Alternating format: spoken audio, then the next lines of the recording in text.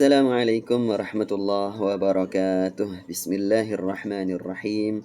Alhamdulillahi rabbil alamin. Allahumma salli wa sallim wa barik ala nabiyyina wa maulana Muhammadin wa ala alihi wa sahbihi ajma'in. Ma'asyiral viewers wa subscribers rahimani wa rahimakumullah.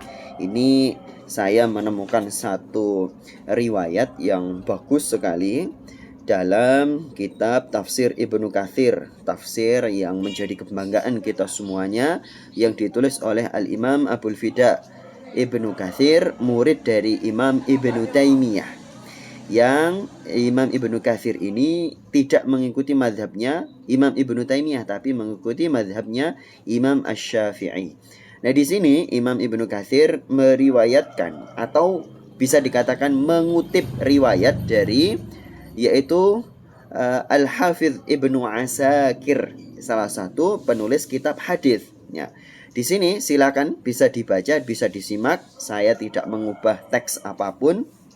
Ini di dalam aplikasi atau website Tafsir App, dan bisa di cross check di kitab Tafsir Ibnu Katsir.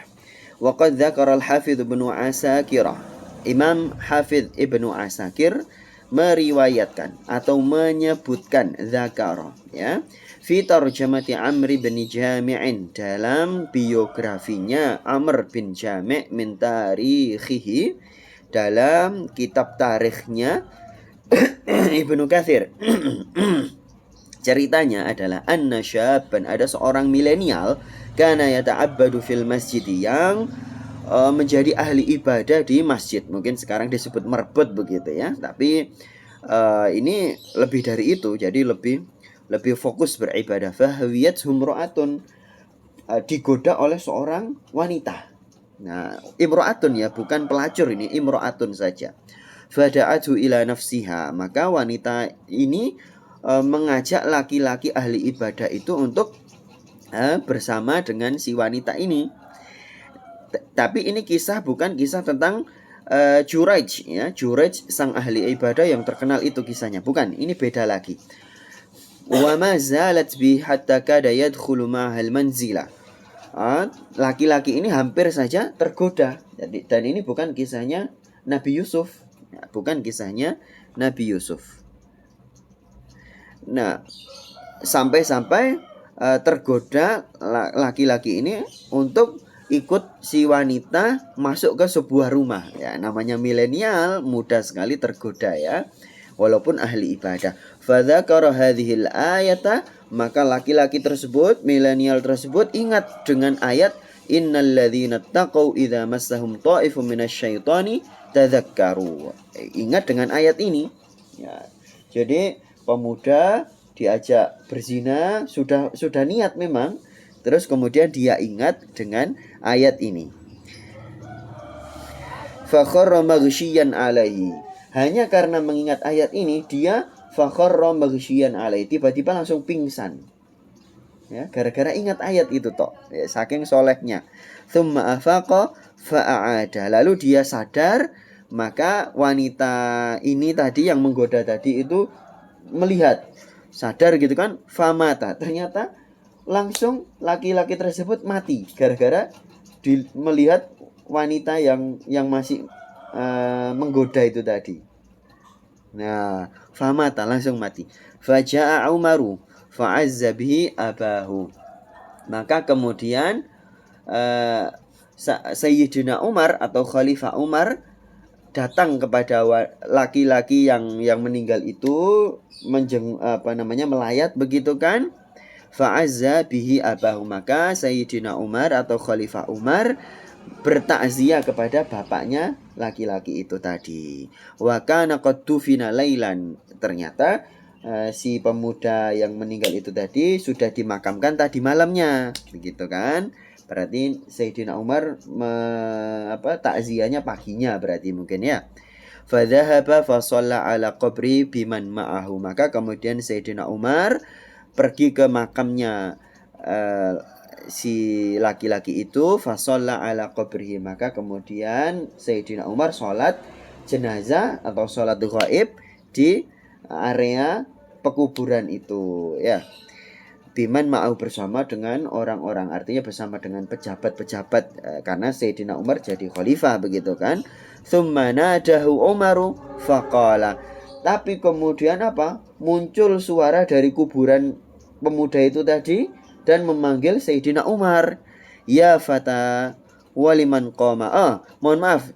Ini Sayyidina Umar yang memanggil laki-laki itu. Nah, ini jangan kemudian dimaknai oh ya itu kan Sayyidina Umar yang memang sudah khalifah begitu ya. Ya fata waliman khafa maqama rabbih jannatan. Maka Sayyidina Umar memanggil laki-laki tersebut. Nah, ini menjadi dalil bahwa bahwasanya Imam Ibnu Katsir itu tidak memahami ayat yang mana menceritakan wala tusmi'us summat du'a atau ayat yang semacamnya, bahwa kita tidak bisa menjadikan orang yang mati bisa mendengar begitu kan. Itu kan ayat itu seringkali dimaknai oleh sementara orang bahwa ayat itu adalah dalil bahwa orang mati itu tidak bisa mendengar, tidak bisa menjawab. Padahal ayat itu bukan begitu. Bahwa orang mati itu masih bisa menjawab, masih bisa mendengar, ya kan? Karena memang dikuasakan Allah untuk itu.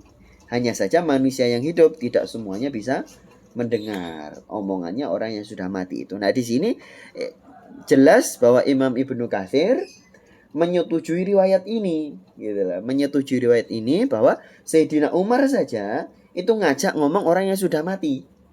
Ya fata waliman khafa maqama rabbih jannatan. Wahai pemuda, wahai milenial, Allah kan berfirman, waliman khafa maqama rabbih jannatan. Orang yang takut dengan kedudukan Tuhannya, maka dia mendapatkan 2 surga. Surga di alam kubur dan juga surga nanti di akhirat. Wa ajabahul fata, maka jasad yang sudah dikubur laki-laki itu tadi, pemuda itu tadi, menjawab omongannya Sayyidina Umar. Bisa keluar suara dari kuburan itu ya. Min dakhilil qabri, dari dalam kuburan. Loh, jelas ya.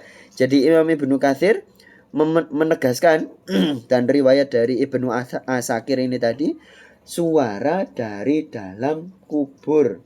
Jelas sekali ya. Bukan berarti terus dari dalam kubur dikasih mic terus keluar ada sound sistemnya dari luar kubur ya. Enggak begitu. Muncul suara dari dalam kubur.